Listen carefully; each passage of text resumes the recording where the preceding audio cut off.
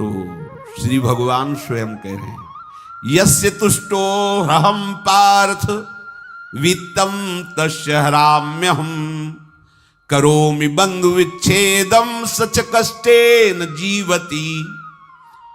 हे अर्जुन, मैं जिस पर बहुत प्रसन्न होता हूं, आप अपने ऊपर भगवान को बहुत प्रसन्न करना चाहते हैं, बहुत प्रसन्न करने में ये है, देख लो, कह रहे जिस पर मैं बहुत प्रसन्न होता हूं सबसे पहले उसका ऐश्वर्य नष्ट करता हूं।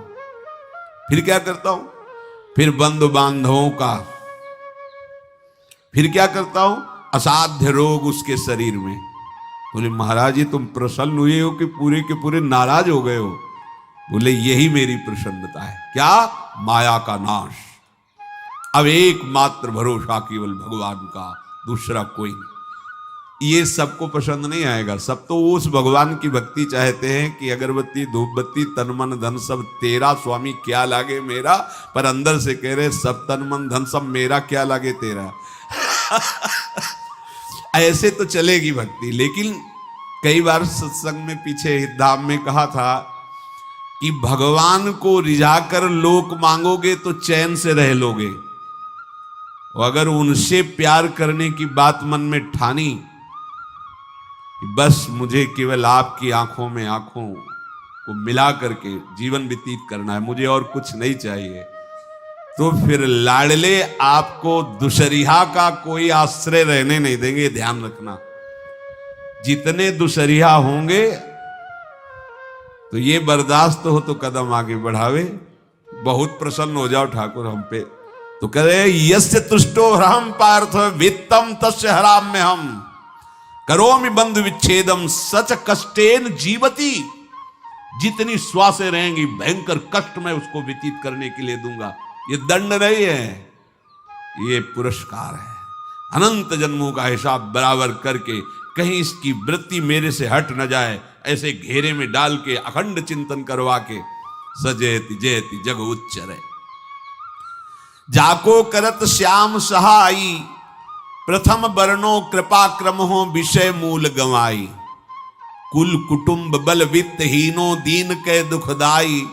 आपने को करजु लीनो आप ही अपनाई। कह रहे हैं अब मैं वर्णन करता हूं श्याम सुंदर जिस पर कृपा करते हैं उस पर कैसा बर्ताव करते हैं। बोले सबसे पहले उसके विषय भोगों का नाश कर देते हैं, फिर दूसरी कृपा कोई परिवार का, कोई मित्र, कोई रिश्ते नातेदार उसकी तरफ देखेगा भी नहीं।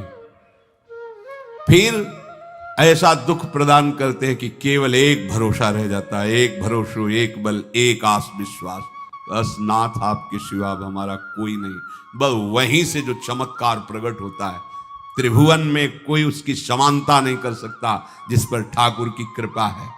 पर इस कृपा को हजम करने के लिए इसीलिए संत संग किया जाता है कि पहले से वो तैयार कर देते हैं। जैसे आर्मी की ट्रेनिंग होती है ना, ट्रेनिंग के बाद भी बॉर्डर में लगाया जाता है, ऐसे ही संतजन ये ट्रेनिंग देते हैं। अब जो टिके तो टिके, नहीं तो घर बैठे जाके। अगर टिक गया तो गुरु मेहरबान, तो चेला पहलवान, भगवान भी परास्त नहीं कर सकते।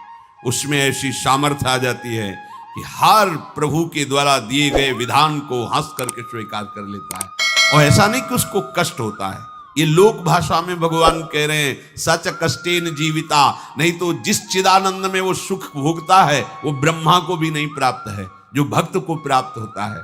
भक्त का वैभव दिव्य होता है, चिदानंद में होता है। ये तो पापियों के पास भी वैभव है, रुपया पैसा कुटुंब परिवार। भगवान के दास के पास जो वैभव होता है वो अचिंत्य है, तुम चिंतन भी नहीं कर सकते, ऐसा वैभव होता है।